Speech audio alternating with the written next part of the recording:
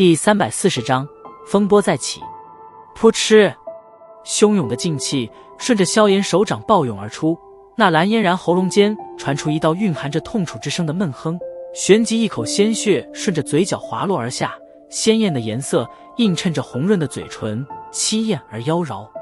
美眸隐隐噙着许些复杂情绪，盯着那张依然冷漠的年轻脸庞。纳兰嫣然美眸缓缓闭上，双臂垂下，身体犹如那残败的花絮，顺着风儿无力地对着地面之上抛落而下。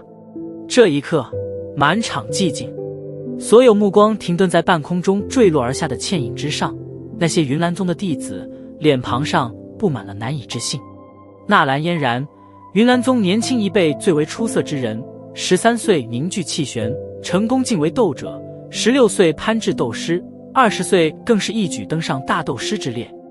20岁的大斗师，这种修炼速度虽然不敢说是云岚宗这么多年间最出色之人，可排进前10那也是绰绰有余。然而这般优秀的足以让普通人由心敬畏的人儿，却是败给了那当年的萧家废物。这对于一直将纳兰嫣然视为心中女神的云岚宗弟子来说，无疑让得他们有种深深的挫败之感。然而当在回想起纳兰嫣然的修炼进程之时，一些人却是不由自主地联想到了萧炎身上去。当这些脑子略微有些精明的人在抛弃了心中的芥蒂，认真盘算了萧炎的年龄以及修炼速度之后，心中却是骤然升腾起一股骇然。3年之前，萧炎连一个斗者都不是，然而3年之后，他的实力却是已经追赶上了纳兰嫣然，提升到了大斗师级别。3年时间，跳跃了斗者、斗师的界限，一举跻身进入大斗师位列。如果说纳兰嫣然的修炼速度是让人感到敬畏的话，那么萧炎或许则是应该让人感到恐惧了。抛开萧炎那看上去被磨砺了去稚嫩的脸庞之后，一些知情人心间却是忍不住地颤了一下。到了现在，他们方才想起3年之前萧炎仅仅是14岁，3年之后那便是17。萧炎一直所表现出来的成熟以及冷静，掩盖了很多人对其真实年龄的猜测。很多人在这个年龄时方才不过刚刚达到斗者级别而已，然而这位曾经的萧炎废物却是已经开始在强者的路途上登堂入室了。17岁的大斗师，当年云岚宗的创始人，那位几乎燕京大陆的奇才，也刚好是这个年龄方才到达大斗师级别。想起这些种种，一些人悄悄地咽了一口唾沫，面面相觑地对视了一眼，脸庞上瞬间布满了惊骇与冷汗。当然，萧炎的修炼速度也与药老的帮助离不开关系，可是若是没有当年药老暗中吸取萧炎的斗气，没有了那段黄金时期的时间浪费，谁又能知道萧炎会不会在更早的时候便是到达大斗师？不过若是没有3年废物期的对自己心性的磨砺，谁又能肯定萧炎能够有着如今这即使是很多老一辈人都刮目相看的心智？塞翁失马，焉知非福。唉，巨树之上，纳兰杰脸色在这一刻变得灰暗了许多，笔直的身体也是略微有些佝偻，长长的叹息了一声，叹息中苦涩之意浓得难以化解。原本豪好的事情，搞得如今不仅赔了一个出色的足以让任何人嫉妒的女婿，而且连面子也是大失，当真是赔了夫人又折兵啊。听得纳兰杰的叹息声，其身旁的牧尘等人也只得相视苦笑着摇了摇头。萧炎的表现也是远远超出了他们的预料，这个似乎一直独自修行的小家伙，居然是能够将那由云岚宗重点培养的纳兰嫣然击败。这3年之间，他的成长速度，即使是牧尘等人也为之感到瞠目惊舌。不简单的小家伙啊！法玛轻叹了一口气。虽然在先前的战斗中，萧炎凭借着飞行斗技的缘故取了一些巧，可那凌厉的战斗意识，明眼人一看便知他是经历过真正的血汗历练，远非纳兰嫣然这种养尊处优、小心修炼的方式可比。的确不简单，假以时日，此子必成大器。嘉刑天点了点头，淡淡的评价，却是这么多年来，他首次给予一个这般年轻的人如此评语。目光盯着半空，海波东心中略微松了一口气，不过紧接着便又是紧绷了起来，因为他知道此次云岚宗之行最危险的并非是与纳兰嫣然的战斗，而是云岚宗的那些长老。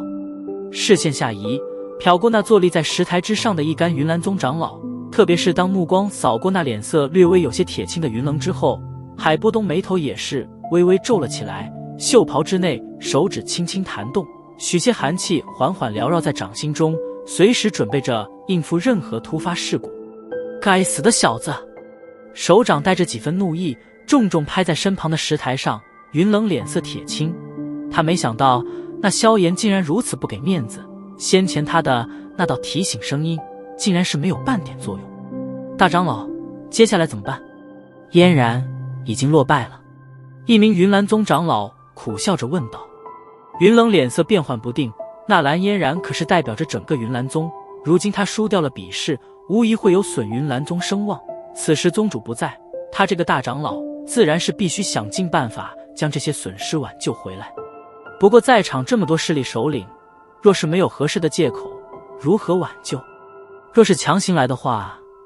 那岂不是显得我云岚宗是强盗之流了吗？云棱心中念头不断地盘转着，心中有些烦躁地想着挽救措施。云棱目光忽然停在下方那脸色一片惨白的葛叶身上，此时后者正拿一副见了鬼的模样盯着半空上的萧炎，那副惊恐的模样让得本就烦躁的云棱更是怒火大生，当下忍不住的低喝道：葛叶，注意你的形象，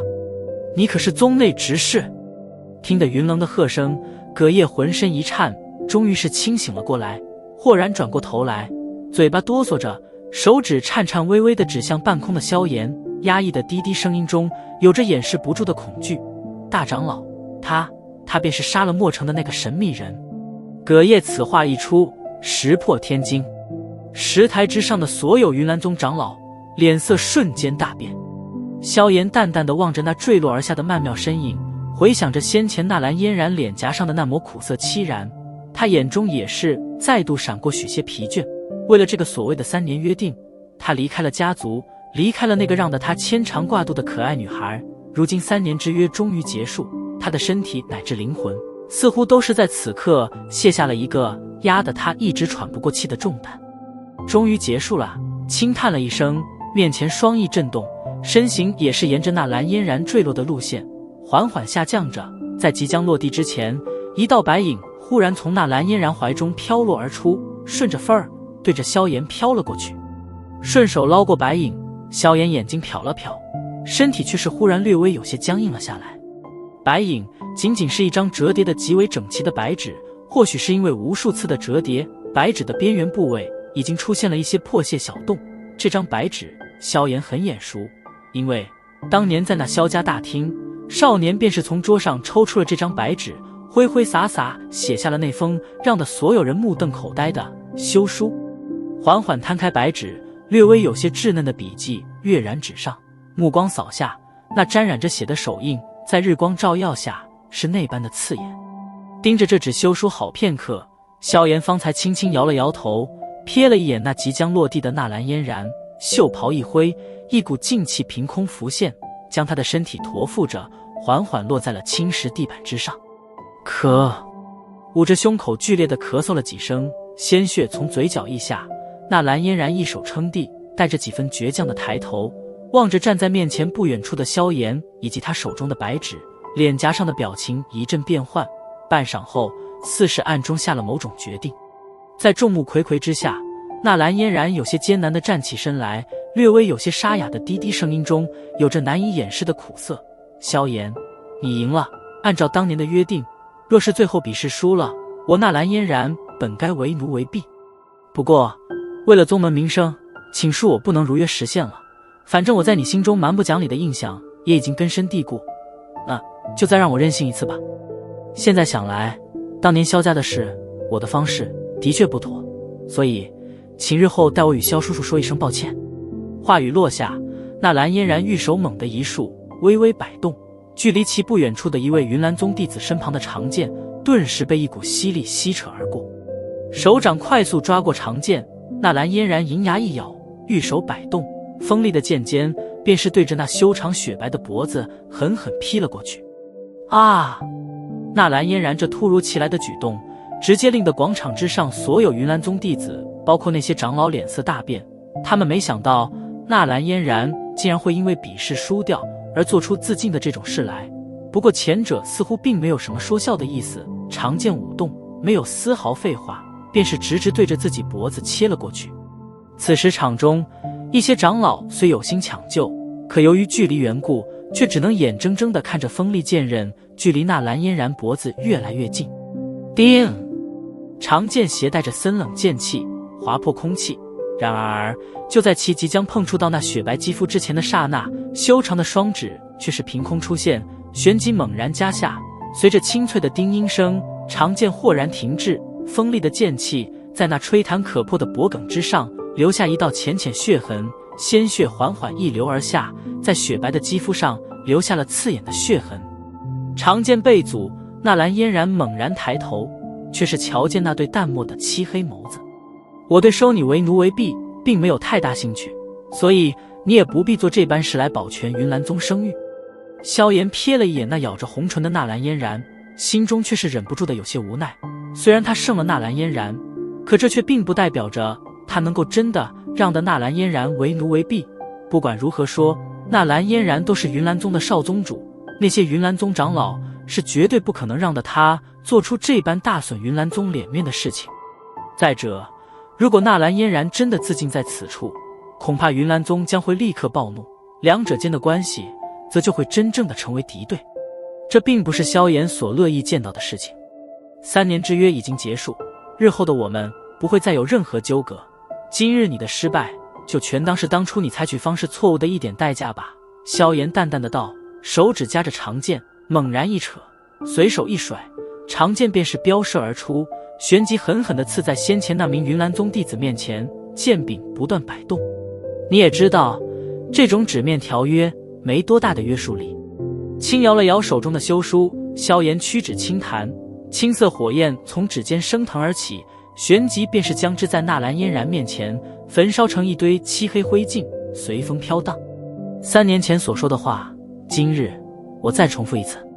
萧炎面带微笑，轻柔的声音缓缓在安静的广场之上回荡着。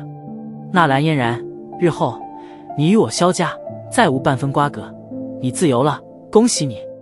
望着那微笑的清秀青年，纳兰嫣然脸颊之上神情复杂，他所追求的东西如今终于得到，可不知为何心中却是空了好大一块。诸位，好戏收场了，各回个家吧。萧炎抬头对着高树之上的一众人笑了笑，旋即转身走了几步，将地面上那巨大的悬重尺抽出，随手插在后背之上，然后便是在那无数道目光的注视下，缓缓对着广场之外行去。阳光从天际洒下，那道显得有些独孤的背影却是比来时显得轻松了许多。脚步踏出广场，在即将踏下阶梯之时，那最让的萧炎心中下沉的淡淡声音却是终于响起。萧炎先生，还请暂留一下，我云岚宗有点事需要请你亲自印证一下。